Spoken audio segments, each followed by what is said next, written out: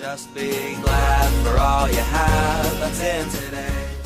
Hey everyone, Connie here, and welcome to my blind reaction to part 1 of the Elements of Justice Turnabout Theater.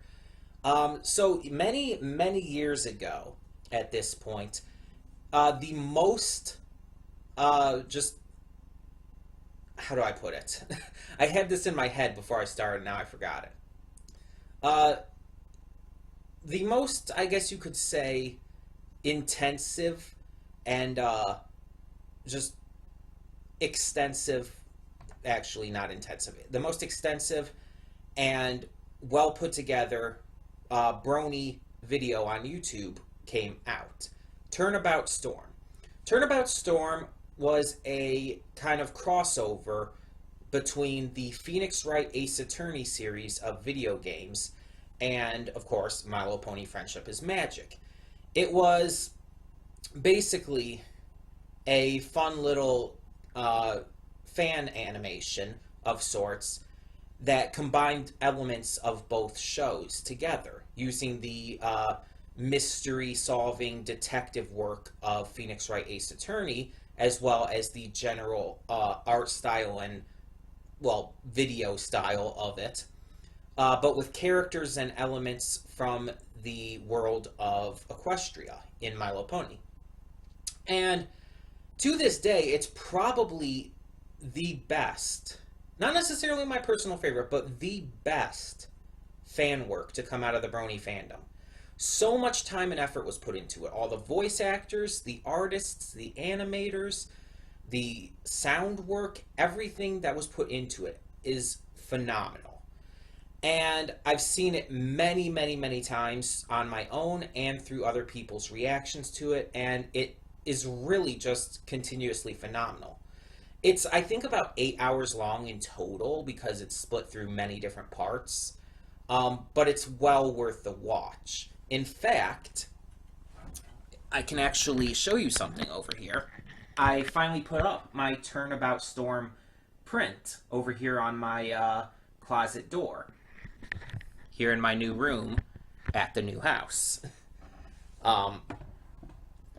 So yeah, you could see that I am a fan. So this sequel to Turnabout Storm had been in the works for a long time, and I thought it had been canceled. Not because I hadn't heard from it in a long time, but because I actually thought it was legitimately announced it was canceled. But apparently they were able to continue working on it.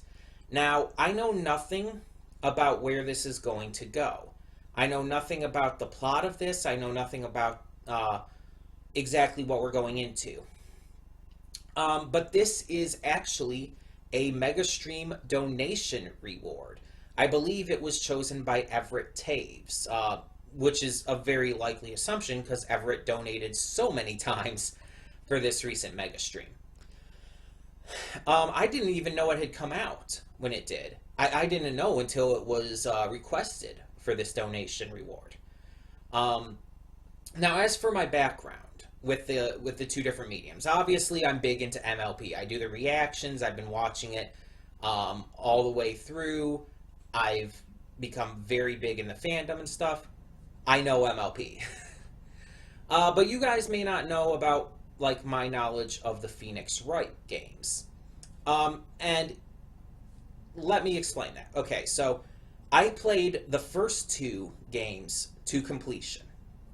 The third game, I played to about halfway through, and I just never ended up finishing it. Not because I didn't like it as much.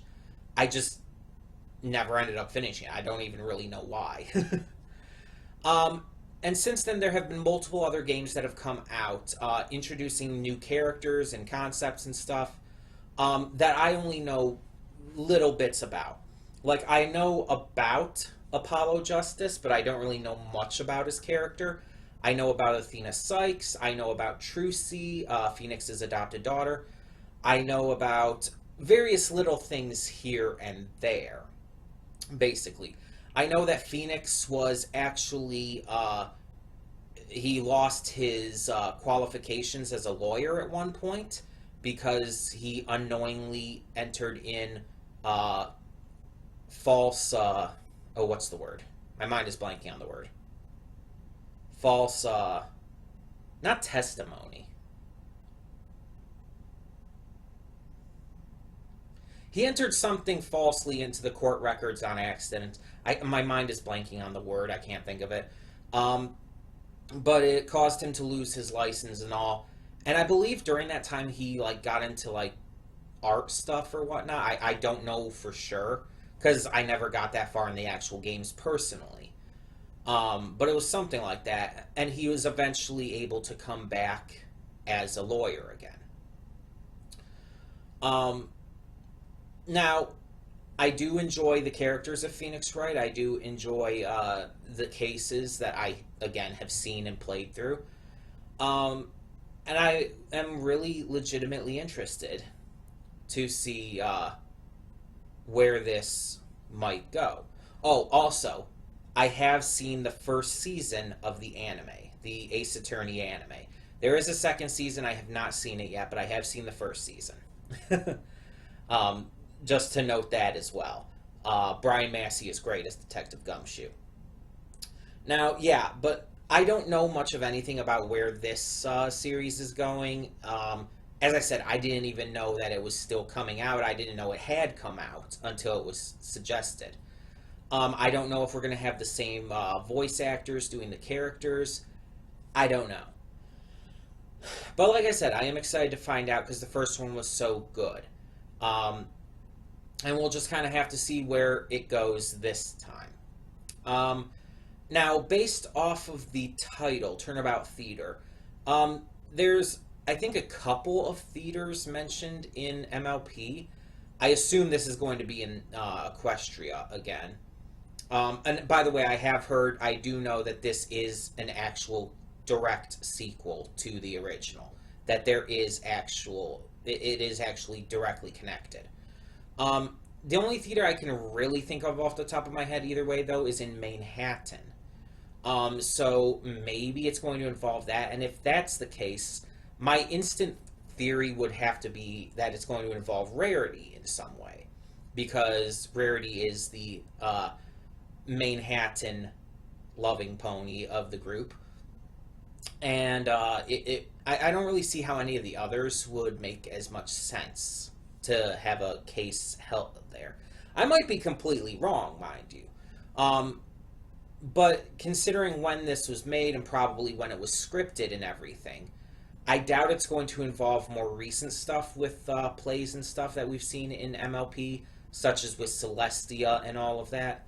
Or Fluttershy, I guess, even technically counts. I doubt it's going to involve them. It's probably going to be Rarity based on the stuff from, I believe that was season 4. Yeah, because that was when they were getting the keys, right? I think so. I think it was season 4.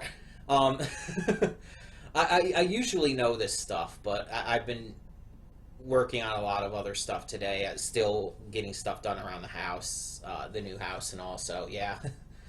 But I am excited to see where this is going to go. I am excited to find out exactly what we've got in store.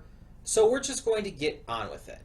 Oh, and by the way, this will be redirected onto BitChute and Google Photos, just like any reaction, just to be safe. Again, I don't know if it will end up being claimed or anything, but just to be safe, I've had some bad experiences with stuff being claimed in the past, and I don't want to risk it.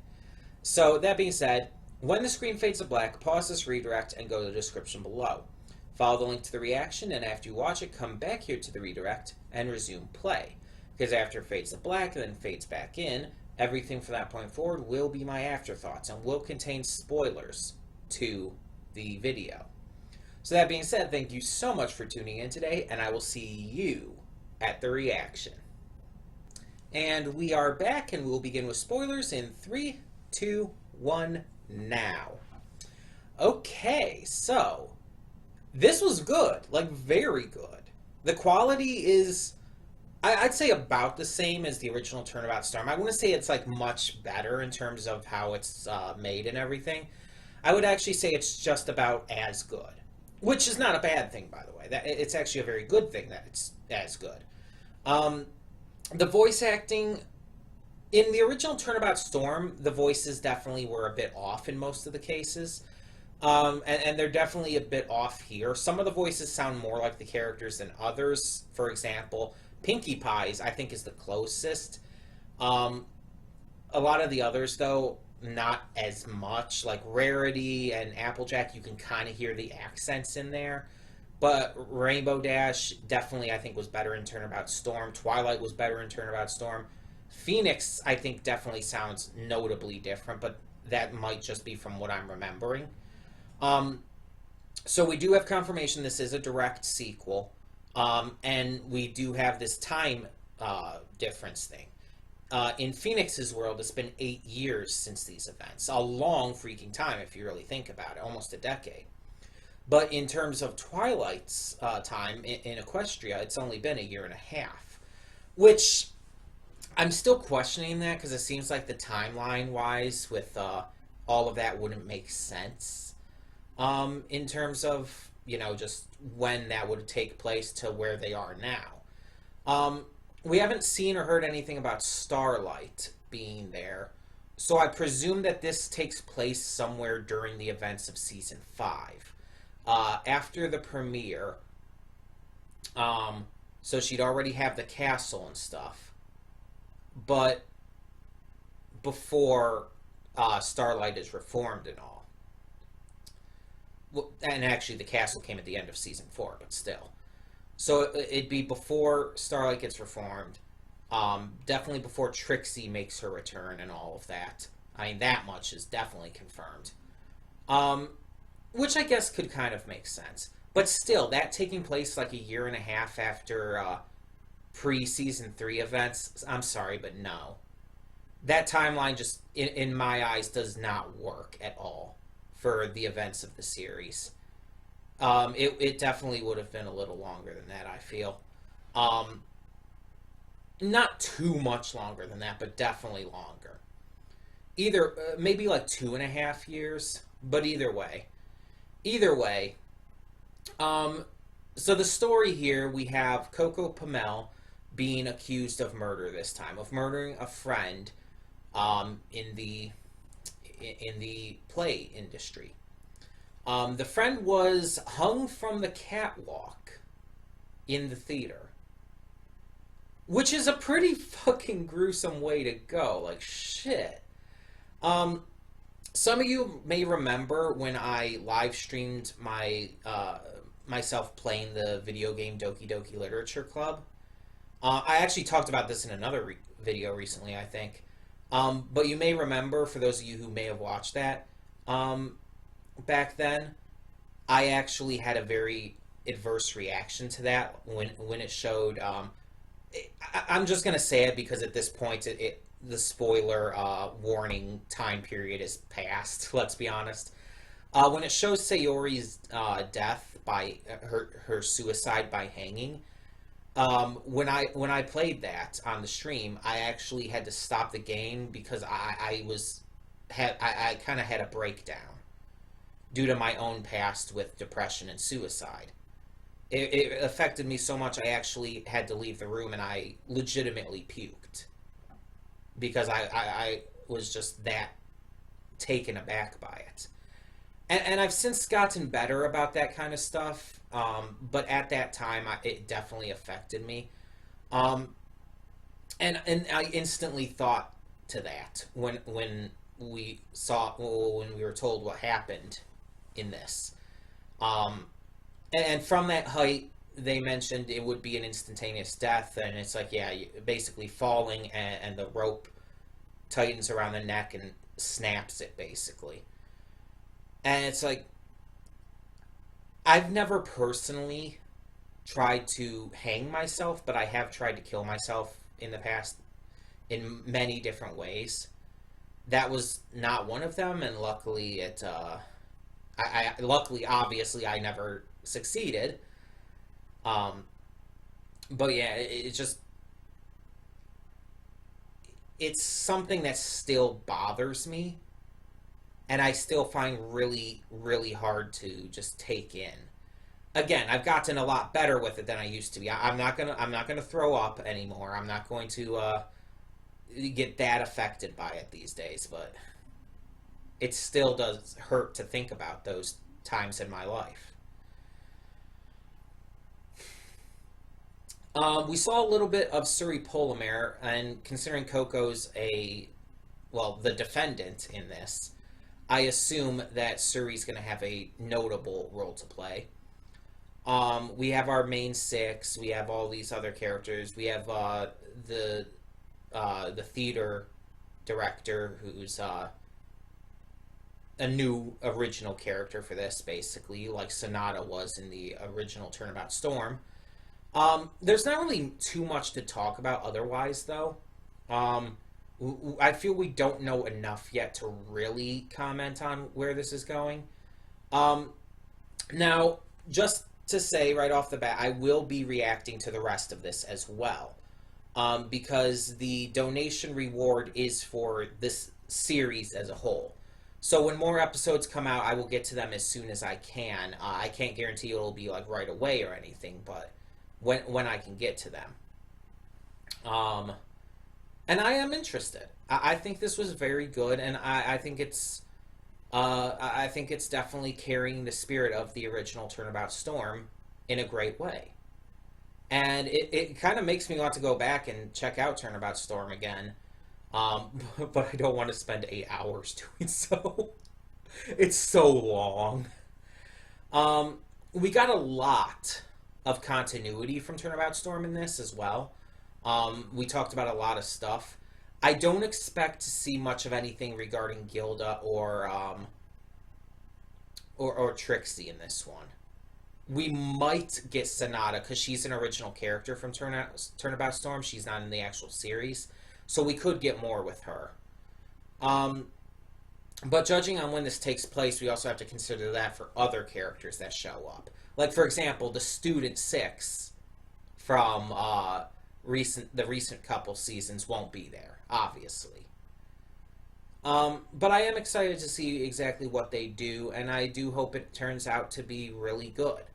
I have a lot of faith in this. I have a lot of hope that it will continue to prove itself as a worthy successor of Turnabout Storm. And yeah, I can't wait to see what they do with it. As for the characters, I didn't really know as well prior to this.